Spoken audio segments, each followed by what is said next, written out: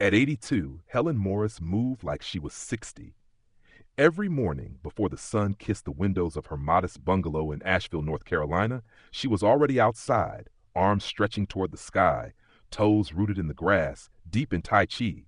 Her spine stayed straight. Her steps were swift. And when her granddaughter Ellie came to visit, Helen didn't just sit and talk.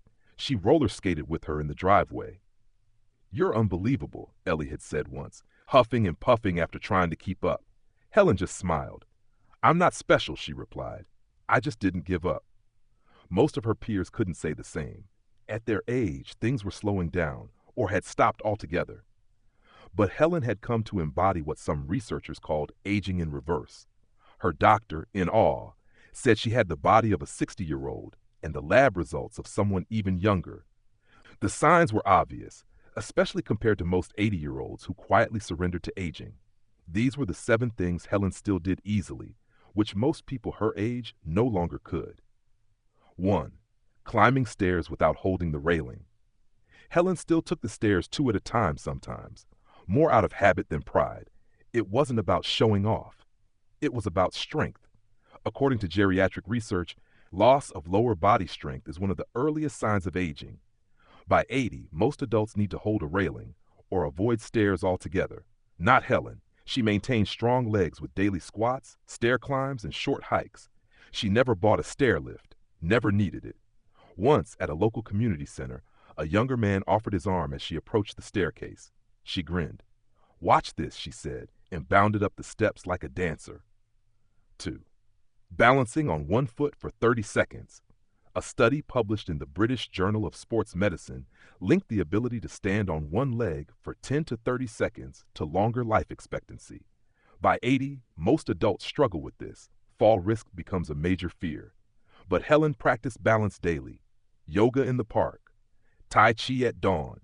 She could stand on one leg, switch midair, and close her eyes while doing it. At Thanksgiving, her great-nephew challenged her. "Bet you can't do tree pose," he teased. Helen stood like a statue for 2 full minutes, hands overhead. He blinked. "Okay, Grandma's a ninja." 3. Getting up from the floor without using hands. This was a test Helen swore by. "If you can get down and up without your hands, you're still young," she always said. The Brazilian sit-rise test, a marker of longevity, backed her up. People who could get up from the floor without assistance had far lower risks of death over the next several years. Helen could still sit on the floor to play with Ellie, then pop right back up in one motion. Most 80-year-olds couldn't kneel without a grunt or a helper. The trick? She practiced. Every week. She made sure the muscles remembered how. 4. Carrying groceries without strain. Helen didn't use a delivery service. She carried her own groceries, 2 bags in each hand, sometimes up the stairs, while chatting on the phone. Most people at 80 couldn't lift more than 10 pounds without straining. Their grip weakens, shoulders stiffen. But Helen still had strength from years of bodyweight resistance, regular lifting, and a diet that fueled, not drained her body. "Want help, ma'am?" a young man asked once at the supermarket. She winked. "Only if you're faster than me," she said, breezing past him with a watermelon tucked under one arm. 5. Remembering names, dates, and conversations. Helen's mind was sharp as a tack.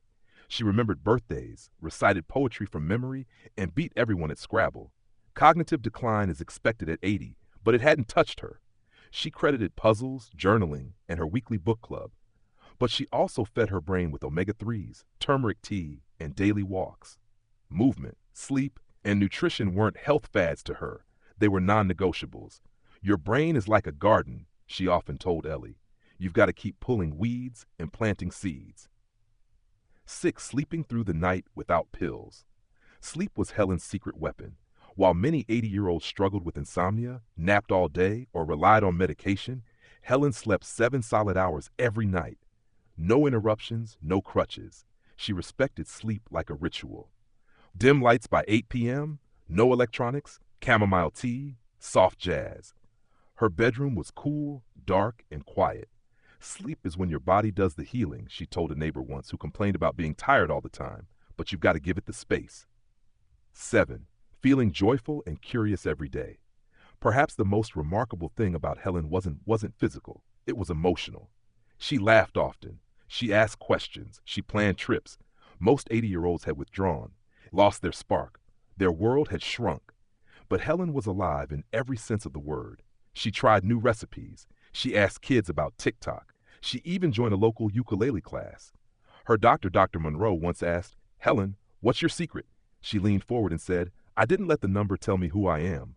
Most people start dying the day they believe they're old. I just kept living." And that was the truth. Helen wasn't aging backward because of magic. She wasn't defying science. She was applying it. Moving, eating, sleeping, connecting, laughing. Every day, she chose vitality. And for every 80-year-old who felt their body slowing, who thought it was too late, Helen stood as proof that life after 70 didn't have to be decline. It could be renewal. On her 83rd birthday, surrounded by family and friends, Helen cut her cake with a grin. Then she looked at Ellie. "Ready to skate?" she asked. And off they went. Wheels spinning, laughter echoing. Helen moving forward, not backward, proving that sometimes the true miracle of age is how much life you still have left to live.